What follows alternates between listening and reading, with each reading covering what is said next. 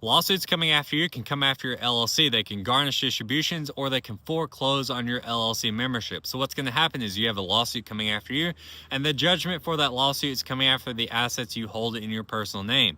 When you hold the LLC membership in your personal name, it's accessible to that lawsuit. So the first thing they're going to do is put charging orders on your LLC, and they will garnish distributions for that LLC. And then if the courts decide that you're not going to pay off the judgment for that lawsuit in a meaningful amount of time with the distributions that you have, they will enable them to foreclose on that LLC membership, which basically means they are going to be the new owners of that LLC. They would take over the voting rights for that LLC. They can remove you as the manager, and they can liquidate the properties inside of that LLC. Ways that you can get around this is going to be multi-layered here, so this is not the full encompassing. You can separate the rental properties out into individual LLCs. That way the lawsuit does not take your entire rental portfolio. They would take the appropriate amount of LLCs that would pay off the judgment for that lawsuit.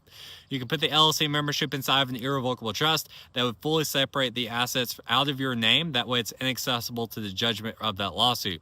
You could also make it multi-member LLC, and that would reduce their ability to foreclose on the LLC membership because they want to protect the other members of that LLC, but they would still be able to do charging orders, which would garnish the distributions that you would have from that LLC. If you want help setting any of this up, click the link in the bio, fill out the form, and schedule a time to talk to some of our team.